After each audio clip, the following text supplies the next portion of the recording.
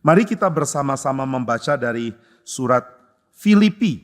Surat Filipi kita akan membaca, kita akan melihat pasal yang ketiga. Filipi pasal yang ketiga, di dalam ayat yang ke-10 sampai ayat yang ke-15. Filipi 3 ayat 10 sampai 15, saya akan bacakan bagi kita ayat-ayat ini.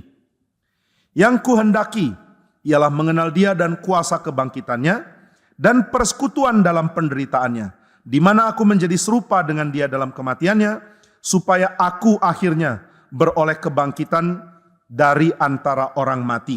Bukan seolah-olah aku telah memperoleh hal ini atau telah sempurna, melainkan aku mengejarnya, kalau aku dapat juga menangkapnya. Karena aku pun telah ditangkap oleh Kristus Yesus. Saudara-saudara, aku sendiri tidak menganggap bahwa aku telah menangkapnya, tetapi ini yang kulakukan. Aku melupakan apa yang telah di belakangku dan mengarahkan diri kepada apa yang di hadapanku. Dan berlari-lari kepada tujuan untuk memperoleh hadiah, yaitu panggilan sorgawi dari Allah dalam Kristus Yesus. Karena itu marilah kita yang sempurna berpikir demikian. Dan jikalau lain pikiranmu tentang salah satu hal itu akan dinyatakan Allah juga kepadamu. Ayat terakhir, ayat 16 saya bacakan. Tetapi baiklah tingkat pengertian yang telah kita capai, kita lanjutkan menurut jalan yang telah kita tempuh. Saudara, mari kita sekali lagi berdoa. Bapa di surga, kami mohon anugerah-Mu, biarlah kami diberkati oleh Tuhan dengan firman. Pimpin kami, supaya kami bertumbuh di dalam pengenalan akan Tuhan, dan Tuhan sendiri memberkati kami, sehingga kami makin mengagumi Tuhan, dan Tuhan makin berkenan akan hidup kami. Tolonglah kami mempelajari apakah uniknya agama Kristen, mengapa agama Kristen berbeda dengan agama-agama lain. Kiranya Tuhan tolong kami dan berkati kami, dalam nama Tuhan Yesus kami berdoa. Amin. Saudara sekalian, tema kita adalah agama dan panggilan menjadi manusia. Gambaran tentang manusia dengan tuntas dan dengan sangat jelas dibagikan oleh kitab suci. Dan di dalam kitab suci gambaran tentang manusia jauh lebih akurat, jauh lebih teliti, dan jauh lebih sempurna dibandingkan dengan gambaran yang diberikan oleh agama manapun. Di dalam Alkitab manusia digambarkan sebagai ciptaan yang mempunyai tugas dari Tuhan, yang mempunyai kemuliaan juga dari Tuhan, dan yang mempunyai harapan juga dari Tuhan. Nah, ini merupakan gambaran yang sangat indah, tetapi kita harus telusuri dengan lebih teliti. Bagaimana kita memahami menjadi manusia di dalam pengertian kitab suci, dan apa panggilan yang Tuhan berikan menjadi manusia. Nah saudara, saya akan bagikan pengertian hari ini berdasarkan Filipi 3. Di dalam Filipi 3, Paulus memberikan pengertian yang sangat penting, yaitu menjadi manusia. Berarti saudara pernah ada dalam kondisi hidup yang buruk, tapi sekarang saudara ada di dalam pengharapan yang baru. Nah ini hal pertama, panggilan dari gelap menuju terang, dari berdosa menuju suci, dari menyembah berhala menjadi penyembah Tuhan, dari tidak berpengharapan menjadi berpengharapan di dalam Kristus. Maka agama Kristen adalah agama yang dengan tuntas mengajarkan pengharapan dan panggilan keselamatan. Tidak seperti agama manapun. Di dalam agama Kristen yang ditekankan adalah keselamatan itu pemberian Tuhan. Dan keselamatan itu bersifat status terlebih dahulu. Sebelum keselamatan itu menjadi sebuah tindakan. Maksudnya apa ya Pak? Maksudnya adalah saudara diberikan status selamat. Baru saudara bisa menjalankan kehidupan seperti orang yang sudah diselamatkan. Status dulu, baru pengudusan. Status dulu, baru kehidupan yang ada di dalam keadaan yang baru. Nah ini tidak ada di dalam ajaran agama manapun. Agama-agama mengajarkan bahwa status yang saya miliki adalah status setelah saya melakukan sesuatu. Status itu upah. Kamu sudah kerjakan sesuatu, kamu bisa dapat status. Kamu umat agama yang baik? Iya. Sudah tolong orang miskin? Sudah. Sudah bantu orang? Sudah. Sudah melakukan amal? Sudah. Nah, kalau kamu sudah lakukan ini, mungkin kamu akan diterima di sisi Tuhan. Kiranya Tuhan masih memberikan kasihan dan juga memberikan kesempatan kau terus berjuang supaya engkau diterima di sisinya. Nah ini agama-agama kebanyakan ada di arah ini. Ada agama yang tidak mengerti apa itu keselamatan karena menganggap baik dan jahat itu tidak relevan. Engkau bisa menjadi orang jahat, tapi kejahatan itu cuma aspek kecil di dalam dunia yang sangat besar ini. Nah, ada agama yang sangat menekankan baik dan jahat, tapi tidak mampu memberikan pengharapan selain di dalam pengulangan yang tidak terbatas. Kamu orang jahat, kamu akan dihakimi. Wah, dihakimi bagaimana? Kamu akan hidup lagi di dalam siklus reinkarnasi yang berikut, di dalam taraf hidup yang lebih rendah. Nah, ini berarti segala hal yang baik saya coba capai, dan saya akan menikmati siklus baru dari kehidupan yang terus berputar. Lalu kalau keadaan saya jahat, saya akan alami siklus yang berikut yang membuat saya ada di dalam kondisi yang lebih rendah. Nah, ini merupakan siklus yang tidak ada henti-hentinya untuk memberikan upah kepada manusia. Jadi saya punya hidup baik, saya akan punya siklus hidup baru yang baik. Saya punya hidup buruk, saya akan punya siklus hidup baru yang buruk. Kapan saya dapat upah dari perbuatan saya? Upah dari perbuatan saya dapatkan setelah saya melakukan sesuatu di dalam hidup. Setelah saya menjalankan hidup yang baik, saya dapat upah. Kalau saya menjalankan hidup yang buruk, saya dapat hukumannya. Maka hidup baik atau hidup buruk, ini menjadi kunci untuk status saya ke depan. Tapi saudara boleh pikir baik-baik. Sebelum saya mampu mengerjakan dengan tuntas, berarti saya adalah orang yang statusnya tidak pernah jelas. Nah, ini yang jadi masalah di dalam seluruh ajaran agama, yaitu manusia tidak pernah diberikan status yang jelas. Semua masih bersifat fluid, masih bersifat meraba-raba, masih bersifat berada di dalam progres. Siapakah kamu? Orang yang sedang berjuang untuk mempunyai status. Siapakah kamu? Orang yang sedang berusaha untuk mempunyai kondisi yang baik. Nah, saudara sekalian, berarti manusia itu makhluk yang sangat kasihan. Dia terus ada di dalam kondisi tidak jelas. Apakah engkau dicintai oleh Tuhanmu? Belum tahu. Nanti kalau saya setia jalankan kehidupan yang baik, dia akan cinta. Apakah kamu dimusuhi oleh Tuhanmu? Ya iya, karena saya jahat. Tapi kalau saya baik-baik, nanti saya juga disayang oleh dia. Nah, jadi saudara sekalian, manusia terus ada di dalam kondisi yang tidak jelas. Nah, ini kasihan sekali. Mirip dengan kalau saudara dekat dengan orang, lalu ditanya apakah orang itu pacar atau bukan. Ya, dibilang pacar bukan. Oh, jadi teman, tapi juga lebih akrab dari teman. Oh, jadi teman atau pacar? Ya, dibilang teman bukan, dibilang pacar juga bukan. Jadi apa? Somewhere in between. Saya sih maunya jadi pacar, tapi saya selalu diberikan friend zone. Pokoknya zona teman aja ya, jangan lepas dari batas ini. Kasihan kan? Yang suka mau jadi pacar ditolak, tapi tolak halus. Nah, saudara yang laki-laki kalau mendekati perempuan, lalu perempuan kurang bisa mengambil keputusan, sudah tegas saja. Mau jadi pacar atau tidak? Kalau tidak kita teman biasa, kalau iya jadi pacar. Tapi perempuan merasa untung ruginya dihitung dengan sangat teliti. Kalau aku jadi teman, enggak ditraktir loh. Kalau aku ditraktir harus jadi pacar. Jadi pacar rugi. Nanti mesti ladeni dia curhat. Mesti ditelepon, mesti tanya ini, tanya itu. Aduh capek, mesti ketemu orang tua. Jadi kalau jadi pacar, rugi. Kalau jadi teman, rugi. Kalau begitu bagusnya bagaimana? Bagusnya adalah mirip pacar tapi bukan pacar. Nggak jelas. Yang kasihan laki-lakinya ya. Itu pacarmu? Itu apa? Pacar. Ya mungkin tidak. Nah, ini nggak jelas. Nah, saudara, apakah status kita jelas di hadapan Tuhan? Waktu ditanya, Tuhan ini umatmu bukan? Tuhan bilang, iya atau bukan? Ya bisa dibilang iya tapi juga enggak. Kapan jadi jelas? Tunggu deh, sabar, lihat dulu dia baik atau enggak. Manusia hidup tanpa status. Manusia hidup tanpa identitas yang jelas. Dan tanpa identitas tidak ada manusia bisa menjalankan hidup dengan dignitas. Tanpa status manusia tidak bisa menjalankan hidup yang bermartabat. Kalau begitu apa yang harus dilakukan supaya punya dignity? Harus ada status. Saudara, kalau ada orang yang hidupnya, yang gayanya begitu anggun, yang cara jalannya begitu anggun. Seperti mungkin para perempuan di dalam keluarga royal di Inggris ya.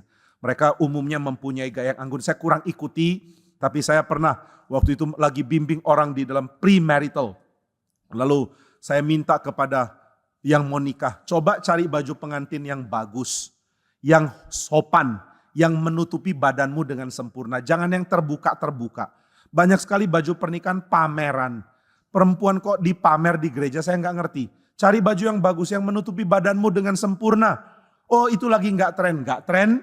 Enggak lah. Sekarang di mana-mana bajunya harus terbuka. Pamer badan, pamer apapun yang bisa dipamer. Tapi pakai putih, itu memuakkan sekali ya. Baju putih yang memamerkan badan itu penuh kemunafikan. Warnanya sih putih, tapi yang dipamerkan adalah badan dari orang yang mau nikah. Ini gila loh. Saya kadang-kadang gak habis pikir kenapa baju pernikahan seperti itu. Waktu mau diberkati suruh duduk di sini. Yang perempuan begini langsung kelihatan banyak hal yang pendeta gak mau lihat. Menjijikan sekali. Lalu orang mengatakan, oh mereka mau menikah, pernikahan suci. Suci tapi pura-pura, itu gak benar. Lalu mereka bilang, ya di mana-mana baju pengantin seperti itu. Saya pikir enggak. Saya cari royal wedding dari Inggris. Begitu saya lihat ternyata semua bajunya tertutup. Bajunya sangat anggun. Nggak ada pamer dada, nggak ada pamer bahu, semua tertutup. Dan ini keluarga royal. Lalu saya tunjukkan, nih yang menikah di keluarga royal Inggris. Kalau ternyata ada yang nggak gitu, maaf ya, saya dapatnya kok yang bagus. Bajunya begini semua, yang menikah kayak gitu. Oh gitu ya, iya. Tapi yang jahitin baju ikut kamu, jangan kamu ikut dia. Yang bayar kamu kok dia yang atur kamu. Baju nikah mesti gini, yang bayar siapa? Kalau lu yang dibayar boleh diatur. Tapi ini kamu yang bayar dia, kamu dong yang atur dia. Jadi mereka pikir, iya juga ya, mau nikah kok masih bodoh begini ya. Mau nikah tuh harus pinteran sedikit. Nah ini yang mau nikah ya lihat pikir baik-baik. Saudara harus sopan datang ke gereja. Gak boleh sembarangan. Baju menikah harus sopan. Yang boleh lihat badan perempuan adalah suaminya. Bukan jemaat, bukan pendeta. Jadi harus ada keadaan yang sopan. Dignitas mesti kelihatan. Lalu saya ingatkan, kamu orang Kristen mesti punya dignitas. Jadi dignitas muncul karena status. Kalau kamu tidak punya status yang jelas, mau tunjukkan dignitas apa? Kalau orang hidupnya sudah kacau, nggak ada dignitas. Saya pernah nonton sebuah film ya, ada seorang ini film kacau lah, bukan film menunjukkan orang kacau, bukan film yang kacau. Ada seorang yang memang pekerjaannya itu pelacur. Kemudian dia jalan dengan seorang perempuan yang baik. Perempuan yang baik itu dan pelacur ini jalan di sebuah gang. Mereka disiul-siulin terus. Disiul-siulin, digoda, dikasih godaan-godaan yang bersifat seksual. Perempuan yang baik itu rasa risih sekali.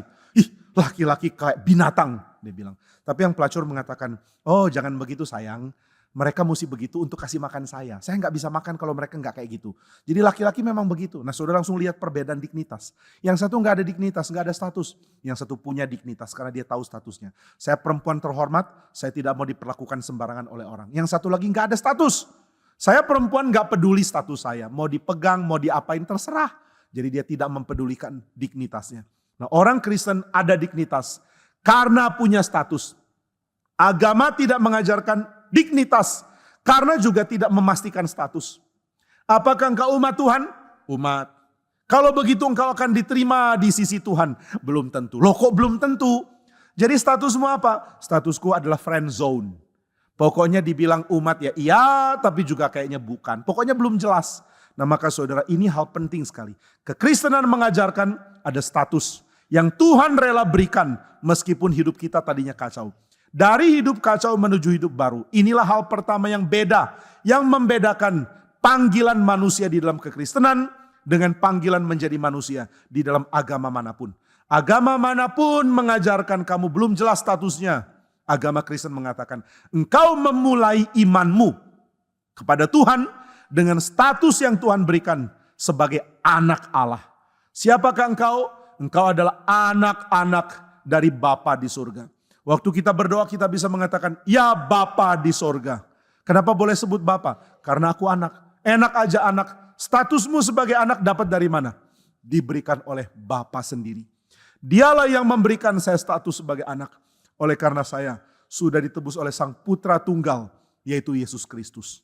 Nah saudara, inilah perbedaan pertama antara agama dan pengharapan panggilan manusia di Kristen dengan yang lain. Ini hal pertama yang Paulus bagikan. Yang kedua, di dalam panggilan Tuhan kepada orang Kristen, selain Tuhan memberikan status, hal kedua adalah Tuhan memperkenalkan dirinya di dalam keadaan yang sangat-sangat dekat kepada umatnya. Tuhan membuka dirinya dengan cara yang sangat akrab dengan umatnya. Nah saudara, ini hal kedua. Paulus mengatakan di dalam ayat 10 dari bacaan kita, yang ku kehendaki ialah mengenal dia dan kuasa kebangkitannya dan persekutuan dengan dalam penderitaannya, di mana aku menjadi serupa dengan dia dalam kematian, supaya aku akhirnya beroleh kebangkitan dari antara orang mati. Saudara sadar tidak kalau ini itu bahasa cinta kasih yang dalam sekali. Paulus, kamu maunya apa? Aku mau kenal Tuhan. Kenapa mau kenal Tuhan? Supaya saya menikmati persekutuan dengan dia. Persekutuannya persekutuan apa? Persekutuan dalam penderitaannya, supaya saya menjadi satu dengan kematiannya, sehingga saya beroleh kebangkitan dari antara orang mati. Wah, ini indah sekali ya. Saudara, kalau janji nikah itu kan janji yang intim dan indah. Waktu orang menikah dia akan mengatakan, aku berjanji akan mendampingimu di dalam susah maupun senang, di dalam sehat maupun sakit, di dalam kaya ataupun miskin, di dalam setiap keadaan sampai kematian memisahkan.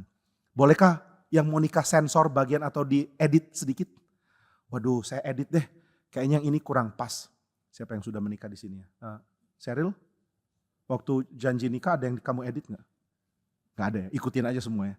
Gak mungkin diedit. Kalau diedit bagaimana? Oh, saya mau janji gini.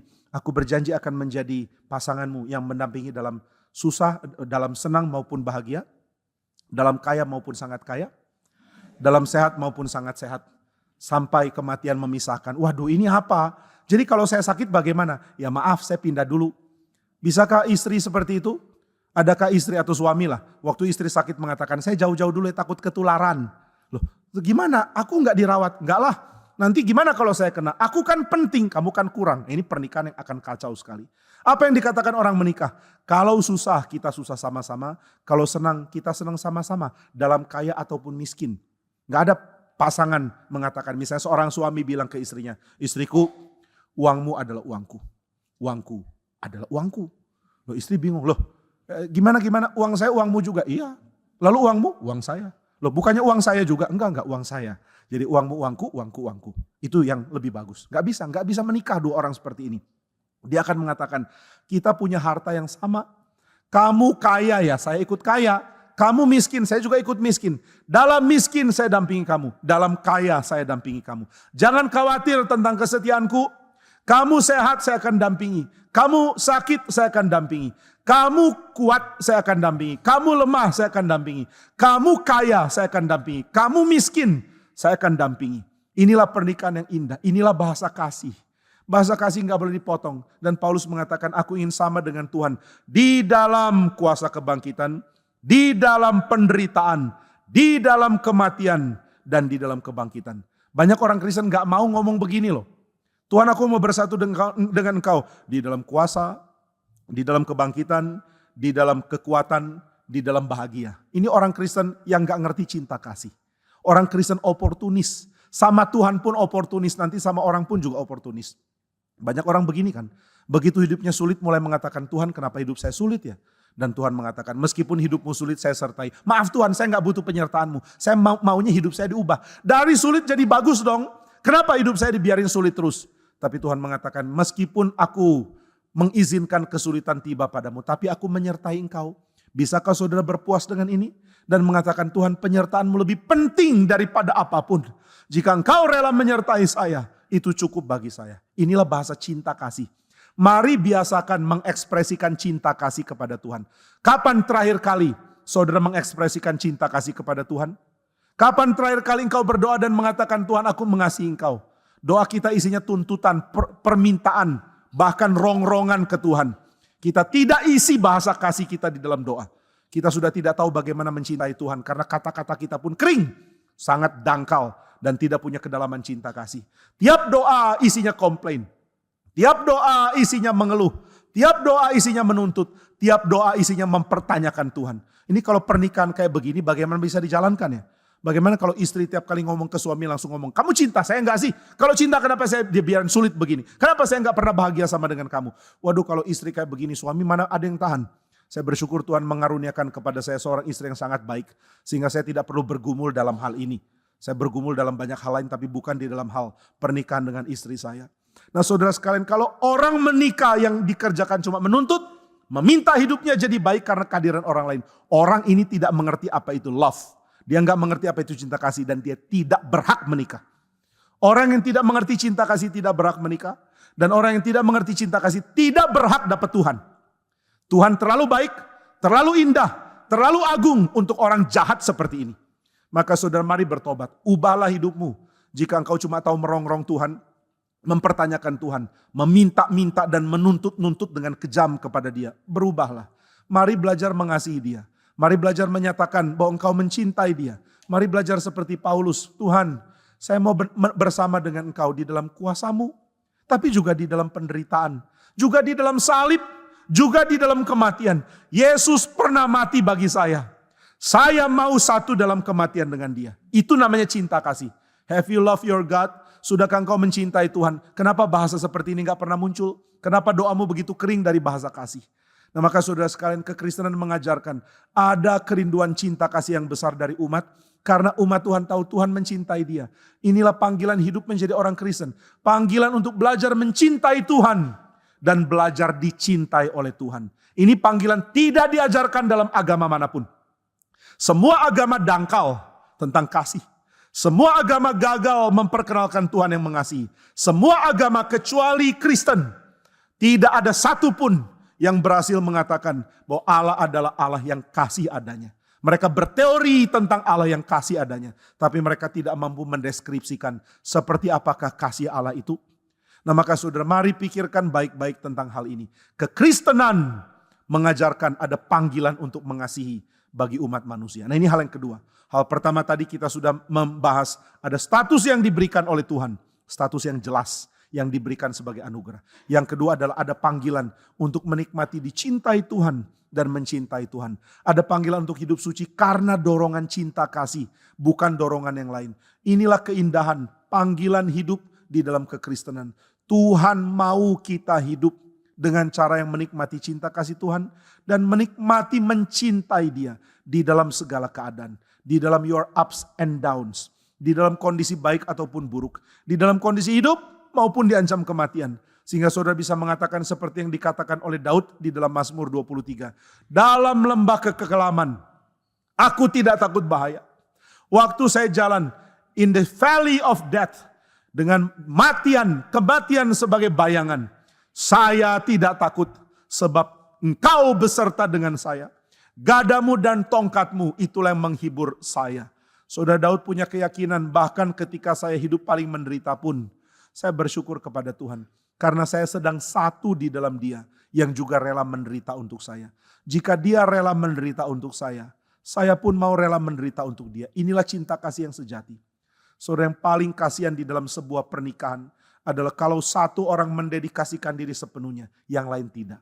Ini kasihan sekali. Yang satu memberikan diri, aku memberikan diriku sepenuhnya kepadamu. Yang satu cuma memanfaatkan. Ini adalah penyelewengan cinta kasih. Ini adalah kejahatan yang sangat-sangat bahaya yang Tuhan akan hakimi. Tapi kalau dua orang menikah, masing-masing memberikan dirinya. Saya sepenuhnya mencintai engkau dan tidak ada yang lain. Saya rela melakukan apapun untuk menjalankan relasi pernikahan ini. Dan dua-dua sama. Oh, ini akan jadi pernikahan yang sangat indah. Pernikahan yang tidak diisi oleh ego pribadi. Pernikahan yang diisi oleh kesetiaan untuk sulit bersama. Inilah cinta kasih yang paling dalam. Saudara mau belajar skill hidup yang paling baik. Salah satu skill hidup yang paling baik adalah mampu menderita di dalam kasih. Seorang ibu menunjukkan cinta kasihnya kepada anak. Dia rela menderita bersama dengan anak. Inilah cinta kasih yang sejati. Adakah ibu yang buang anaknya kalau dia sudah rasa sulit? Nah, kalau kamu sakit, saya jauh-jauh dari saya gak mau ketularan kamu. Ini ibu gila. Gak layak jadi seorang ibu. Nah, orang yang mencintai, dia akan menikmati cinta yang sejati. Jika dia rela menderita di dalam cinta bersama dengan orang yang dia cintai. Penderitaan di dalam cinta kasih jauh lebih indah ketimbang memberi makan ego pribadi di dalam keadaan limpah. Keadaan limpah akan segera digerogoti oleh sifat egois. Sehingga orang yang egois dikasih berkat, dikasih harta, dikasih kelimpahan apapun, dia tidak mungkin nikmati. Tapi orang yang mencintai, dikasih penderitaan, dia tetap bisa mencintai. Dia tetap bisa menikmati relasi, dicintai dan mencintai. Saudara, ada satu orang mantan Navy SEAL yang pernah terjun di dalam medan perang. Dia ditanya, hal apa yang paling pahit di dalam pandanganmu? Dia mengatakan yang paling pahit adalah kehilangan teman di dalam peperangan. Kehilangan teman itu sesuatu yang membekas sangat dalam. Kenapa demikian? Karena kita mengalami segalanya bersama-sama. Mengalami hampir mati bersama. Mengalami ditembak orang bersama. Mengalami kesulitan bersama. Dan ketika kita kehilangan orang ini, kita sangat sulit untuk menerimanya. Lalu yang tanya kepada mantan Navy SEAL ini tanya lagi. Memangnya selain di tentara kamu gak pernah punya teman lain? Dia mengatakan punya. Setelah berhenti dari Navy SEAL, saya buka perusahaan. Dan saya juga punya banyak teman baik. Kenapa teman baikmu di perusahaan tidak sedekat teman baikmu waktu perang? Dia mengatakan penderitaan punya cara yang unik untuk memelihara kasih dan relasi lebih daripada kondisi yang lain. Kondisi baik itu menyenangkan? Ya, tapi kondisi baik tidak pernah memberikan kedalaman cinta kasih seperti kondisi buruk. Itu sebabnya saudara dan Tuhan itu menjalani kondisi buruk bersama-sama. Karena cinta kepada kita, Tuhan Yesus rela mati bagi kita. Karena cinta kepada Tuhan Yesus, kita mengatakan, aku akan tempuh apapun asalkan aku bersama dengan engkau. Inilah panggilan orang Kristen.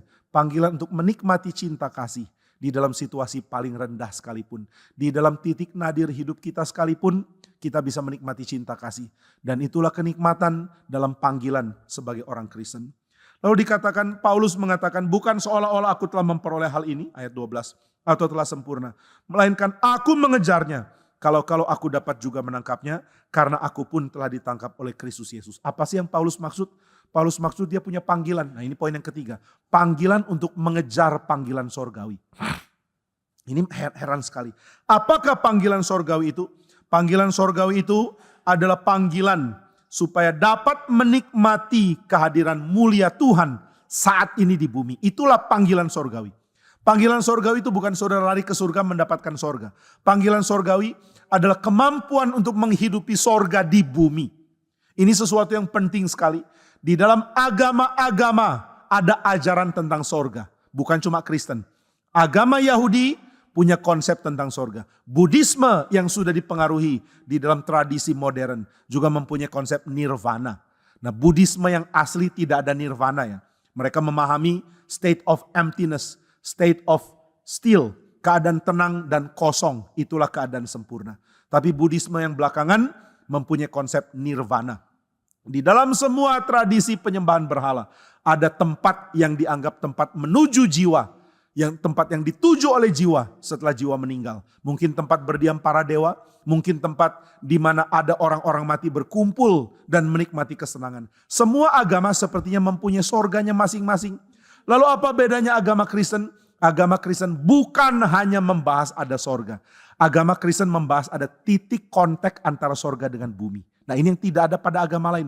Ada titik temu antara sorga dan bumi. Dan manusia diminta untuk mengejar titik temu itu. Bukan mengejar sorga, tapi mengejar titik temu itu. Sehingga apa? Sehingga saudara bisa menghidupi sorga di sini. Ini yang penting sekali di dalam agama Kristen. Agama Kristen mengajarkan bahwa saudara bisa menghidupi sorga di sini sekalipun. Satu kali ada seorang pendeta ditanya, Pak, kalau Tuhan Yesus ada di neraka, Bapak mau gak masuk neraka? Wah ini pertanyaan sulit ya. Kalau Tuhan Yesus ada di neraka, mau gak Bapak ke neraka? Pendeta ini jawab dengan firm, mau. Bapak mau ke neraka? Iya, kenapa? Karena aku maunya bersama dengan Tuhan Yesus. Tapi ke neraka, dia bilang di neraka pun bisa jadi sorga kalau ada Tuhan Yesus. Tapi kalau mau ikut iblis ke sorga, sorga jadi neraka gara-gara iblis. Jadi saudara jangan pikir tempat itu bagus, tempat itu nothing, orang yang lebih penting. Saudara kalau dulu pernah tahu ada Regent College, tempatnya kecil sekali. Ini adalah kampus sekolah teologi yang cuma sebesar rumah tinggal seseorang. Siapa yang mau belajar di situ? Tapi orang yang kejar mati-matian belajar di situ. Kenapa? Ternyata karena ada orang-orang seperti J.I. Packer mengajar di situ.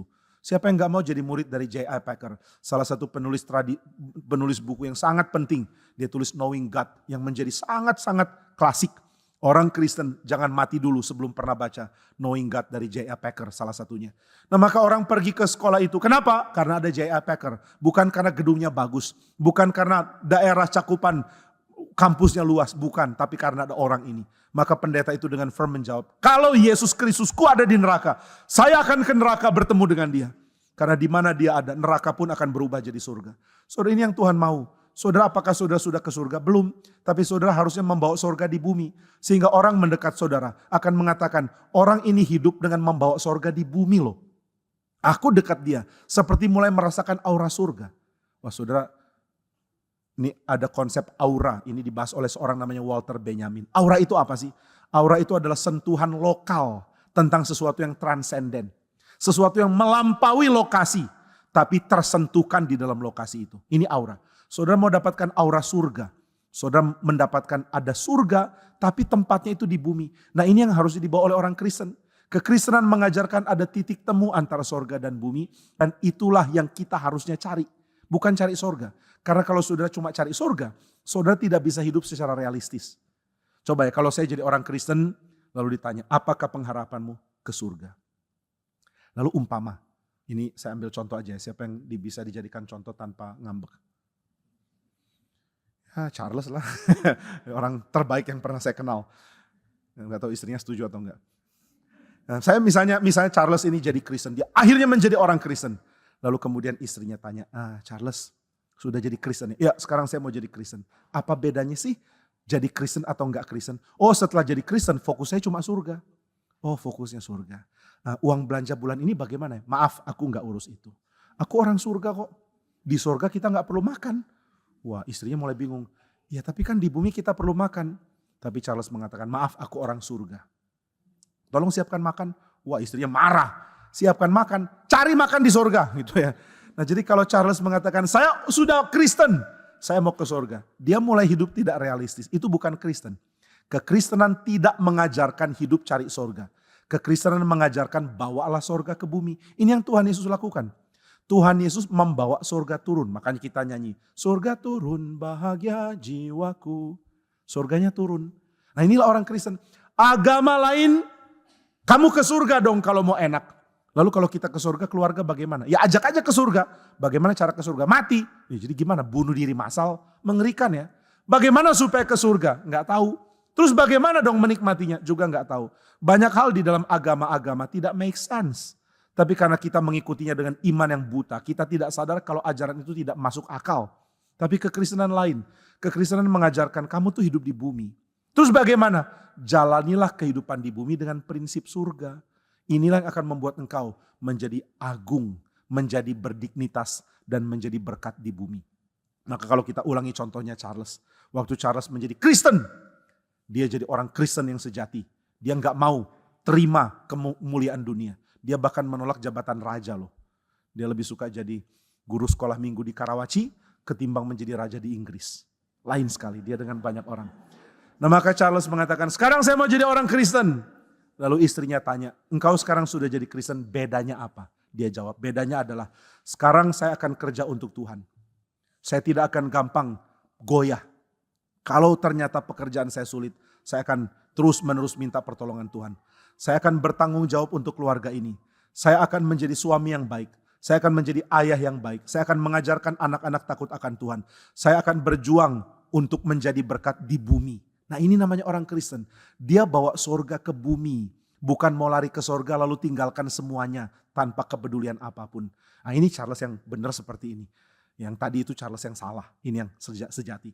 Nah jadi Tuhan memanggil kita dengan panggilan surgawi. Artinya apa ya? Artinya engkau menghidupi surga di bumi. Di surga ada kemuliaan Tuhan, mari nikmati di bumi. Di surga kita taat kepada Tuhan, di bumi juga taat kepada Tuhan. Itu sebabnya dalam doa Bapa kami dikatakan, Bapa kami yang di surga, dikuduskanlah namamu. Datanglah kerajaanmu, jadilah kehendakmu di bumi seperti di surga. Kenapa kehendak Tuhan harus jadi di bumi? Karena saya ada di bumi. Kenapa seperti di surga? Karena saya juga orang surga. Orang dengan panggilan surga yang harus membawa itu ke bumi. Inilah panggilan indah dari orang Kristen. Maka apakah agama semua sama? Tidak. Apa bedanya agama Kristen? Agama Kristen mengajarkan ada panggilan sorgawi di sini. Mari jalankan, mari perjuangkan, mari nikmati dipakai Tuhan di bumi. Mari menjalankan panggilan sorgawi. Lalu berikutnya Paulus mengatakan, dan aku berlari-lari, ayat yang 14, kepada tujuan untuk memperoleh hadiah, yaitu panggilan sorgawi dari Allah dalam Kristus Yesus. Karena itu ayat 15. Marilah kita yang sempurna berpikir demikian. Dan jikalau lain pikiranmu tentang salah satu hal, hal itu akan dinyatakan Allah juga kepadamu. Tetapi baiklah tingkat pengertian yang telah kita capai, kita lanjutkan menurut jalan yang telah kita tempuh. Yang terakhir adalah dalam bagian ini. Tuhan memberikan panggilan kepada orang Kristen untuk makin mengerti Tuhan. Banyak hal kita tidak mengerti tentang Tuhan. Tapi memang kita lagi ada dalam progres kok. Saudara jangan terlalu gampang putus asa kalau tidak mengerti banyak hal. Karena kita memang belum lulus. Kalau ada orang mengatakan saya kurang ngerti bagaimana mobil bisa jalan. Gak apa-apa. Apakah kamu sudah belajar fisika? Sudah belajar tentang mesin? Sudah. Sudah belajar di mana? Di SMP. Ya nggak apa-apa. SMP belum bisa tuntas mengerti. Lalu kemudian memproduksi mesin mobil. Nggak apa-apa. Belajar lagi lebih tuntas. Masuk ke dalam pelajaran yang berkait dengan industri, permobilan atau apapun. Pelajari lebih banyak. Kamu belum lulus. Nggak apa-apa. Orang yang belum lulus jangan putus asa. Waktu dia belum tahu banyak hal. Yang saudara harus rasa putus asa adalah kalau saudara rasa akses untuk belajar itu di-cut. Aku mau tahu, tapi aku nggak boleh belajar. Nah ini yang kasihan. Dulu di Indonesia perempuan gak boleh belajar. Gak boleh tahu apa-apa. Pokoknya tugasmu di rumah. Gak usah punya pengetahuan. Nah, ini berlawanan dengan Alkitab. Alkitab seringkali menggambarkan hikmat sebagai seorang perempuan. Karena seorang perempuan berhikmat, harganya, harga tanda kutip ya, bukan berarti saudara boleh jual beli perempuan. Nilai, lebih pantas pakai nilai mungkin, bukan harga.